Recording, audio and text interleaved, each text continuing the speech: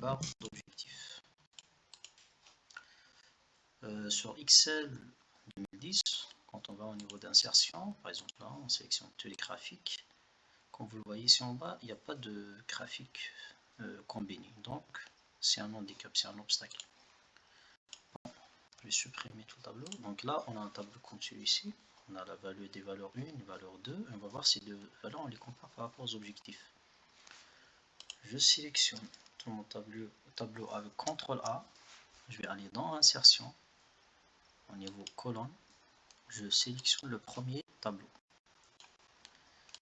Je vais agrandir un peu le tableau. Donc comme vous voyez là, en bleu c'est les valeurs 1, en rouge les valeurs 2, et la barre d'objectif c'est la verte.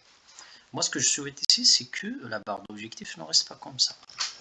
Je veux qu'il soit un trait, soit des petits traits. Pour savoir si par exemple comme ici, comme vous le voyez, ça dépasse largement l'objectif fixé qui est de 80. C'est une valeur de 118. Donc comment transformer les colonnes en bleu au petit trait? Sur Excel 2010, c'est un peu compliqué, mais si facile en même temps. On va aller dans Insertion. D'abord, on clique, bien sûr, on sélectionne toutes.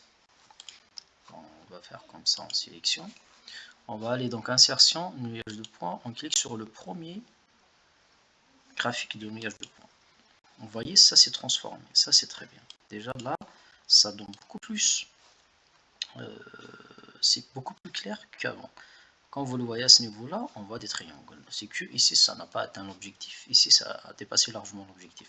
Mais ça reste, il y a une petite modification qui reste pour que ce soit beaucoup plus clair. Donc on clique 3. On va aller mettre en forme une série de données. On clique dessus.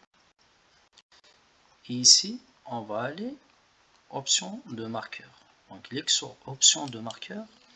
Et on descend, en type de marqueur, on descend dans prédéfini, et là on va sélectionner le trait, pas le premier, le deuxième trait par exemple, et j'augmente la taille. Là je vais augmenter largement la taille, de telle manière à ce que, vous voyez là le trait englobe les deux colonnes, la bleue et la rouge, donc je mets 35, ça me va, très bien, donc je vais faire. Vous voyez là, ça illustre vraiment comme quoi les deux colonnes ici, ça ne dépasse pas l'objectif, ils sont loin d'atteindre l'objectif. Or la colonne rouge, la valeur de la colonne rouge qui est de 118 a dépassé largement. Je vais modifier, je vais mettre par exemple les rouges là, je vais les mettre en vert. Remplissage uni, et là je vais mettre tout, voilà, très bien, ça m'a sélectionné le vert. Et là, par exemple, tout ce qui concerne l'objectif, moi, je peux le mettre en couleur de trait, par exemple, en glissage de marqueur. Je vais mettre en rouge. Rouge, voilà, ça, très bien, pour moi, c'est rouge. Donc, comme vous le voyez, ça illustre mieux. Voilà, c'était juste une petite vidéo parce que j'ai vu plein qui galèrent pour faire ce genre d'histogramme sur Excel 2010. Juste voilà, sur ce, je vous dis bonne journée et au revoir.